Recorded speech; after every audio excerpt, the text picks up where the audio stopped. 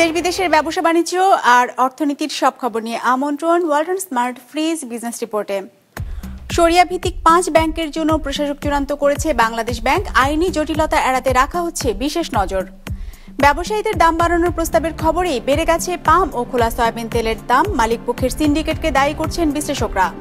2026 সালের জন্য 4টি হজ প্যাকেজ ঘোষণা। চলতি বছরের চেয়ে বিমান ভাড়া কমছে প্রায় 13,000 টাকা। এমন সব খবর নিয়েই আমাদের আজকের আয়োজন। ওয়ালটন এখন দেশের সীমানা পেরিয়ে পৌঁছে গিয়েছে 50টিরও বেশি দেশে। ওয়ালটন, ঘরে ঘরে বিশ্বজুড়ে। একীভূতকরণের প্রক্রিয়া থাকা 5 শরিয়া ভিত্তিক ব্যাংকের জন্য প্রশাসক চূড়ান্ত করেছে বাংলাদেশ ব্যাংক। 3 নির্বাহী পরিচালক ও 2 জন পরিচালক পদমর্যাদার কর্মকর্তা ব্যাংকগুলোর একীভূতকরণ প্রক্রিয়ায় নেতৃত্ব দেবেন। মুখপাত্র জানান, প্রশাসক নিয়োগের পর যেন কোনো আইনি জটিলতা তৈরি না হয় সে বিষয়ে বিশেষ নজর রাখা হচ্ছে। একরামুল ইসলাম খানের রিপোর্ট। শরিয়া ভিত্তিক 5 ব্যাংক একীভূত করে একটি নতুন বড় ইসলামী ব্যাংক গঠনের উদ্যোগ নিয়েছে বাংলাদেশ ব্যাংক। এজন্য 5 জন প্রশাসক ও তাদের সহায়তার জন্য 4 জন করে সদস্য নিয়োগ দিচ্ছে সংস্থাটি। সূত্র বলছে, একীভূতকরণ প্রক্রিয়ায় এক্সিম ব্যাংকের দায়িত্বে থাকছেন কেন্দ্রীয় ব্যাংকের নির্বাহী পরিচালক মোহাম্মদ শওকাতুল আলম, সোশ্যাল ইসলামী ব্যাংকে মোহাম্মদ বদিউল আলম দিদার এবং ফার্স্ট সিকিউরিটি ইসলামী ব্যাংকে মোহাম্মদ সালাউদ্দিন, ইউনিয়ন ব্যাংকে মোহাম্মদ আবুল হাশেম এবং গ্লোবাল ইসলামী ব্যাংকে মকসুদুল আলম। এ বিষয়ে বাংলাদেশ ব্যাংকের মুখপাত্র জানান, প্রশাসক নিয়োগের পরও ব্যাংকের ব্যবস্থাপনা পরিচালক থাকবেন। কোনো স্বার্থের দ্বন্দ্বে জটিলতা তৈরি হলে পদটি বিলুপ্ত করে দেয়া হবে। দায়িত্ব পাওয়ার পরে একটা টেম্পো উঠতে একটু সময় লাগে। ওই টর অনুযায়ী যখন কাজটা আগাবে কিছু দূর, তখনই বোঝা যাবে যে এই মুহূর্তে বোধহয় আর ব্যবস্থাপনা পরিচালক পৃথকভাবে থাকার প্রয়োজন নেই। এখানে কিছু দ্বৈত শাসন দেখা দিচ্ছে। ওই কনফ্লিক্ট এরাইজ করার আগেই আমরা হয়তোবা পুরোটাই প্রশাসক টিমের উপরেই বর্তাবে। মুখপাত্র আরও জানান, প্রশাসক নিয়োগের পর কেউ যাতে মামলা করতে না পারে সে বিষয়ে আইনগত দিক ঠিক করা হচ্ছে। এজন্য গভর্নর অ্যাটর্নি জেনারেলের সাথে কথা বলবেন বলেও জানান তিনি। গ্রুপ থেকে বা কোনো কর্নার থেকে যাতে কোনো প্রকার এর বিরুদ্ধে মামলা দায়ের না হয়, এই বিষয়টিকে চ্যালেঞ্জ করে। এজন্য আমরা আইনি বিষয়গুলো ভালোভাবে খতিয়ে দেখে এই বিষয়ে যারা বিশেষজ্ঞ সেই সকল আইনজীবীর সাথে কথা বলে তাদের মতামত গ্রহণ করছি, যাতে আমরা শুরুতেই কোনো হোঁচট খেতে না হয়। এবং গভর্নর মহোদয় এই মুহূর্তে দেশের বাইরে আছেন। স্যার আসলে সম্ভবত অ্যাটর্নি জেনারেল অফিসের সাথেও বিষয়গুলো শেয়ার করবেন এবং কথা বলার পর চূড়ান্ত হলেই আমরা প্রশাসক টিমগুলো নিয়োগ করব। হিসেব বলছে, প্রাথমিকভাবে ব্যাংক একীভূতকরণে খরচ হবে 35,200 কোটি। এর মধ্যে 20,200 কোটি টাকা দেবে সরকার। একরামুল ইসলাম খান, বিজনেস রিপোর্ট, মাছরাঙ্গা টেলিভিশন। ব্যবসায়ীদের দাম বাড়ানোর প্রস্তাবেই লিটারে 5 টাকা বেড়েছে পাম ও খোলা সয়াবিন তেলের দাম, আর বোতলজাত সয়াবিন তেলের দর বেড়েছে অন্তত 3 টাকা। পাইকার আর খুচরা ব্যবসায়ীরা জানান, তেলের কার্টুন প্রতি মূল্য ছাড় দেওয়া বন্ধ করেছে ডিলার ও মিল মালিকরা, যার প্রভাব পড়েছে বাজারে। রঞ্জিবুল মিজানের রিপোর্ট। রাজধানীর বাজারে প্রতি লিটার খোলা সয়াবিন তেল বিক্রি হচ্ছে 172 থেকে 174 টাকায়। পাম তেল বিক্রি হতে দেখা গেছে 155 টাকা দরে। গেল সপ্তাহে প্রতি লিটার খোলা সয়াবিন তেলের দাম ছিল 169 টাকা, আর পাম তেল বিক্রি হয়েছে 150 টাকা লিটার দরে। আগে লিটার কিনা পড়তো আমাকে 147 টাকা লিটার খোলা যেটা পাম অয়েল তেল, তখন আমরা বিক্রি করতাম 150 টাকা লিটার। এখন আমাদের কিনা পরে 153 টাকা লিটার, কিনা পরে আমরা 155 লিটার খোলা পাম অয়েল বিক্রি করি। গেল সপ্তাহে ভোজ্য তেলের দাম লিটার প্রতি 10 টাকা বাড়ানোর প্রস্তাব দেওয়া হয় ব্যবসায়ীদের পক্ষ থেকে। আর এই খবরেই রাজধানীর বাজারে খুচরা পর্যায়ে লিটার প্রতি 5 টাকা বেড়ে গেছে খোলা পাম আর সয়াবিন তেলের দর। 5 লিটার এক কার্টনে, এক পিসে 10 টাকা হলে 5 লিটার এক কার্টনে 40 টাকা বৃদ্ধি, আর 2 লিটার কার্টনে বেড়েছে আপনার 30 টাকা, 1 লিটার কার্টনে বেড়েছে 20 টাকা। কার্টনে বেশি দিতেছে, আগে সে মনে করছে আগে যেটা ছাড় ছিল ছাড়টা উঠাই দিছে। এখন আমরা প্রতি কার্টনে আমরা প্রত্যেকটা কার্টনে 10 টাকা 20 টাকা বেশি দিতেছি। খোলা তেলের দর বাড়ার প্রভাব পড়েছে বোতলজাত তেলেও। লিটার প্রতি দর বেড়েছে 3 টাকা, আর 5 লিটারে তা অন্তত 15 টাকা। ব্যবসায়ীরা জানান, আগে তেল কিনতে কার্টুন প্রতি বিশেষ মূল্য ছাড় দেয়া হতো ডিলারদের পক্ষ থেকে। এখন তারা আর সেই সুবিধা দিচ্ছে না, ফলে বিক্রি করতে হচ্ছে বাড়তি দামে। তেল কিনতে কার্টুন প্রতি বিশেষ মূল্য ছাড় বন্ধ হওয়ার কথা জানান ডিলাররাও। তাদের দাবি, প্রতিযোগিতামূলক বাজারে কোম্পানি থেকে ছাড় পেতেন তারাও, তবে এখন তা বন্ধ করে দিয়েছে মালিকরা। আমাদের বাজারটা তো প্রতিযোগিতার বাজার, কিনা কত কম দিয়ে বেচবে। আর হুট করে তো সব কোম্পানি ছাড় বন্ধ করে দিয়েছে, এসব ছাড় আর এখন আর দেয় না দেওয়ার কারণে আমরাও তো ওই ছাড়ে বেচতে পারি। আগে কেনার প্রাইস ছিল হয়তো 10 টাকা, কিন্তু বডি প্রাইস ছিল 18 টাকা। ওই জায়গাতে করছে এখন 15 টাকা করে, কিন্তু বডি প্রাইস জায়গায় সেম জায়গাতেই রয়েছে, ভিতরে রেট বাড়ায় দিচ্ছে ওনারা। তেলের বাজারের এমন পরিস্থিতির জন্য মালিক পক্ষের সিন্ডিকেটকে দায়ী করছেন বিশ্লেষকরা। তারা বলছেন, বর্তমানে 5 থেকে 6টি প্রতিষ্ঠান বিশ্ববাজার থেকে অপরিশোধিত ভোজ্য তেল আমদানি করে তা দেশে শোধন করে এবং সরবরাহ করে। ফলে দর কাঠামোর নিয়ন্ত্রণে বরাবরই তাদের সিদ্ধান্তই মেনে নিতে হয় ভোক্তাদের। ভোজ্য তেলের দাম যে বাজারে বাড়ছে এটা অঘোষিতভাবে, সরকার তো দাম বাড়াইতে বলে নাই এবং সেটা কোনো প্রজ্ঞাপনও নাই। এমন একটা ক্ষেত্রে যে 3 টাকা থেকে 4 টাকা সয়াবিন এবং পাম অয়েলের দাম বেড়েছে, এটা তো পুরোপুরি কারসাজি এবং এই জন্য পাইকারি পর্যায়ে মনিটরিং দরকার, ঠিক তেমনিভাবে খুচরো বাজারেও মনিটরিং দরকার। তথ্য বলছে সবশেষ 3 আগস্ট পাম তেলের দাম 19 টাকা কমিয়ে 150 টাকা নির্ধারণ করেছিল সরকার। সে সময় অপরিবর্তিত ছিল বোতলজাত সয়াবিন তেলের দাম। রঞ্জিবুল মিজান, বিজনেস রিপোর্ট, মাছরাঙ্গা টেলিভিশন। 2026 সালের জন্য হজ প্যাকেজ ঘোষণা করেছে সরকার। চলতি বছরের চেয়ে বিমান ভাড়া 12,990 টাকা কমিয়ে সরকারি ব্যবস্থাপনায় 3টি ও বেসরকারি ব্যবস্থাপনায় 1টি হজ প্যাকেজ ঘোষণা করা হয়েছে। রোববার সচিবালয়ে আয়োজিত এক সংবাদ সম্মেলনে এসব প্যাকেজ ঘোষণা করে ধর্ম মন্ত্রণালয়। আসছে বছরের জন্য ঘোষণা করা হয়েছে নতুন হজ প্যাকেজ। সিদ্ধান্ত অনুযায়ী 2026 সালে পবিত্র হজ পালনে ইচ্ছুক ব্যক্তিদের প্রাথমিকভাবে 3.5 লাখ টাকা জমা দিয়ে হজের প্রাথমিক নিবন্ধন শুরু হয় 27 জুলাই থেকে। সৌদি সরকারের রোডম্যাপ অনুসারে 12 অক্টোবরের মধ্যে হজের চূড়ান্ত নিবন্ধন সম্পন্ন করার বাধ্যবাধকতা রয়েছে। নির্ধারণের বিষয়গুলোতে সৌদি সরকারের ভূমিকায় মুখ্য। হজের রোডম্যাপ ঘোষণা, সৌদি প্রান্তে আবশ্যকীয় ব্যয় নির্ধারণ প্রভৃতি বিষয়ে সৌদি সরকারের এখতিয়ারাধীন। 2026 সালের হজে সৌদি প্রান্তে আবশ্যকীয় ব্যয়ের চূড়ান্ত ব্যয়ের হিসাব না পাওয়ায় বিগত বছরের খরচের ধারাবাহিকতায় সম্ভাব্য খরচ হিসাব করে প্যাকেজ প্রণয়ন করা হয়েছে। এই লক্ষ্যকে সামনে রেখে সচিবালয়ে সংশ্লিষ্টদের সাথে বৈঠকে বসেন ধর্ম উপদেষ্টা। বৈঠকে সৌদি পর্বের ব্যয়ের হিসাব ও উড়োজাহাজ ভাড়া নির্ধারণ করে আগামী বছরের জন্য হজ প্যাকেজ ঘোষণা করা হয়। চলতি বছরের চেয়ে নতুন বছরে হজের বিমান ভাড়া কমেছে 12,990 টাকা। সরকারি ব্যবস্থায় 3টি এবং বেসরকারি ব্যবস্থায় 1টি হজ প্যাকেজ ঘোষণা করা হয়েছে। সরকারি ব্যবস্থাপনায় বিশেষ প্যাকেজ 1-এর খরচ নির্ধারণ করা হয়েছে 6,90,597 টাকা।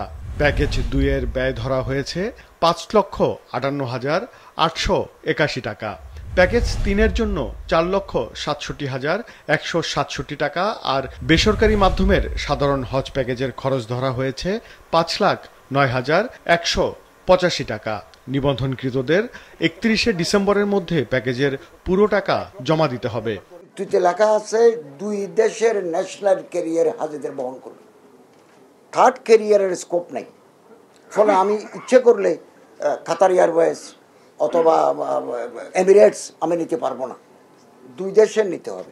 এখন আপনি দেখেন, আমি যদি সৌদিয়া নিই হয়তো $100 আমি কম পাবো, কিন্তু আমার ন্যাশনাল ক্যারিয়ার আমার বাংলাদেশ ক্ষতিগ্রস্ত হবে। তখন কথা উঠবে হাজার হাজার কোটি টাকা বিদেশি এয়ারলাইন্সকে দিয়ে দিয়েছে।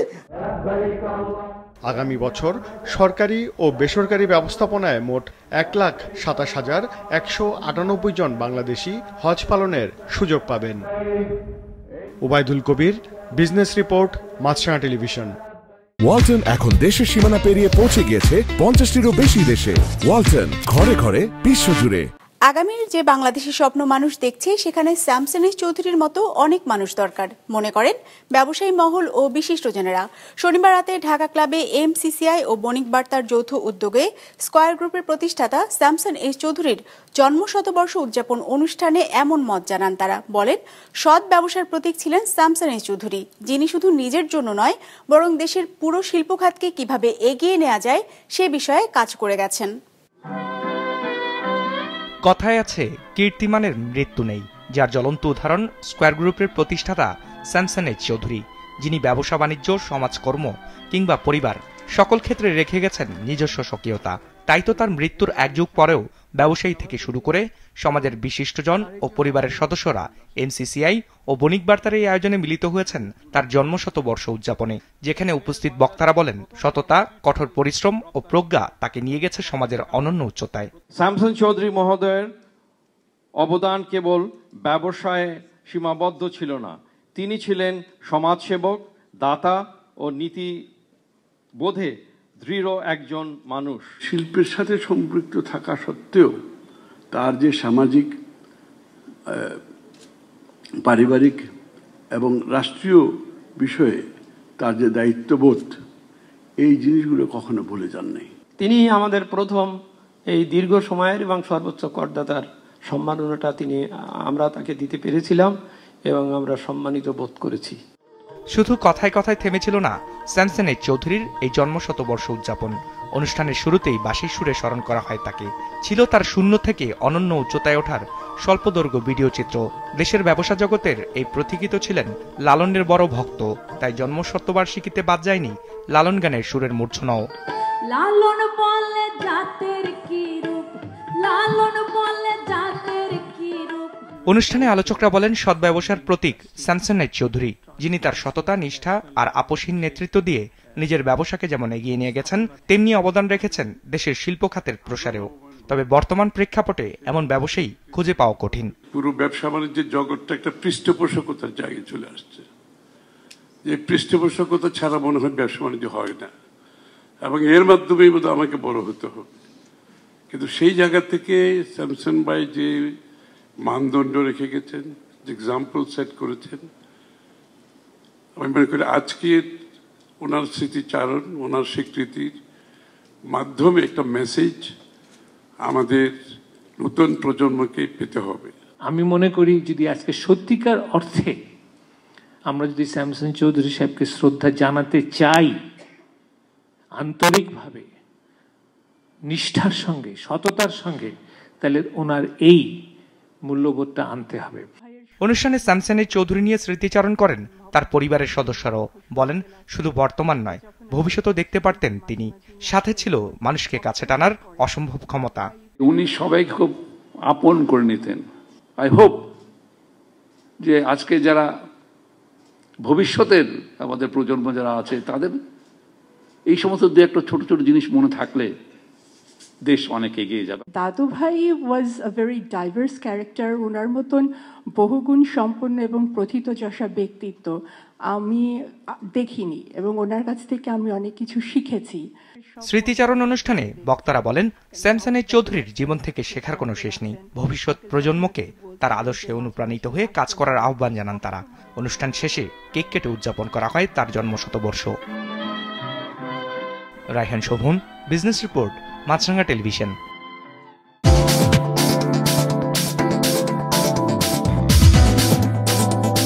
দরপতন দিয়ে শেষ হয়েছে ঢাকা স্টক এক্সচেঞ্জের সপ্তাহের প্রথম কার্যদিবসের লেনদেন। সার্বিক সূচক ডিএসসি এক্স 35 পয়েন্ট কমে দাঁড়িয়েছে 5380-তে। বেচা কেনা হয়েছে 564 কোটি টাকার। লেনদেনে অংশ নেওয়া প্রতিষ্ঠানগুলোর মধ্যে দর বেড়েছে 70টির, কমেছে 282টির, আর অপরিবর্তিত আছে 44টির দর। এবার বাজার নিয়ে বিশ্লেষণ শুনবো ব্র্যাক ইপিএল স্টক ব্রোকারেজের। আজ ডিএসইএক্স ইন্ডেক্স ক্লোজ হয়েছে 5380.08 পয়েন্টে, যা গত বৃহস্পতিবার থেকে 35.06 পয়েন্টস কম। আজ টার্নওভার ওয়াইজ মার্কেটে নিম্নমুখী প্রবণতা লক্ষ্য করা গিয়েছে, যা গত বৃহস্পতিবারের তুলনায় 20.4% কম। উল্লেখ্য, আজকের সেশনে লার্জ ক্যাপ সেক্টরসে নেগেটিভ পারফরমেন্স লক্ষ্য করা গিয়েছে, যার মধ্যে হাইয়েস্ট লস্ট হয়েছে এনবিএফআই সেক্টরে, followed by pharmaceutical and fuel and power. Turnover wise top সেক্টরসগুলো ছিল যথাক্রমে textile, followed by pharmaceutical and engineering. আজকের সর্বাধিক ট্রেডেড স্টকগুলো হলো Summit Alliance Port Limited, Orion Infusion Limited and Khan Brothers Wooden Bag Industries Limited. ব্রাহ্মণবাড়িয়ার আখাউড়া স্থলবন্দর দিয়ে শনিবার ভারত থেকে 2টি ট্রাকে 50 টন সিদ্ধ চাল আমদানি করা হয়েছে। ট্রাক দুটি আখাউড়া স্থলবন্দরে রয়েছে। কাগজপত্র যাচাই বাছাই শেষে এসব চালের ছাড়পত্র দেয় কাস্টমস কর্তৃপক্ষ। চট্টগ্রামের আমদানিকারক প্রতিষ্ঠান মক্কা ট্রেডার্স আখাউড়া এ চাল আমদানি করে। প্রতি টন চাল আমদানির মূল্য ধরা হয়েছে $500 বাংলাদেশি টাকায়। প্রতি কেজি চালের দাম প্রায় 61 টাকা। আগরতলার জগন্নাথ ট্রেডিং এ চাল রপ্তানি করে, যা চট্টগ্রামে পাঠানো হবে। শারদীয় দুর্গাপূজা উপলক্ষে রোববার থেকে টানা 6 দিন দিনাজপুরের হিলি স্থলবন্দর দিয়ে আমদানি রপ্তানি কার্যক্রম বন্ধ থাকবে। তবে ইমিগ্রেশন চেকপোস্ট দিয়ে দুই দেশের পাসপোর্টধারী যাত্রী পারাপার অব্যাহত থাকবে।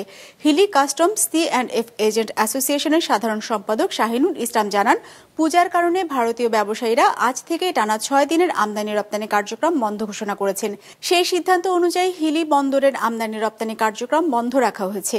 এদিকে আগামীকাল থেকে টানা 5 দিন সাতক্ষীরার ভোমরা স্থলবন্দরের আমদানি রপ্তানি কার্যক্রম বন্ধ ঘোষণা করেছে বন্দর কর্তৃপক্ষ। দর্শক, আমাদের যে কোনো পর্ব নিজেদের সুবিধাজনক সময় দেখতে সাবস্ক্রাইব করুন বিজনেস রিপোর্টের অফিসিয়াল ইউটিউব চ্যানেল। ফেসবুক পেজে লাইক দিয়ে আপডেট থাকুন ব্যবসা বাণিজ্যের আলোচিত সব ঘটনা সম্পর্কে। আর আপনাদের মতামত জানান কমেন্টস অথবা ইনবক্সে। আজ এটুকুই, বিদায় নিচ্ছি, ভালো থাকবেন।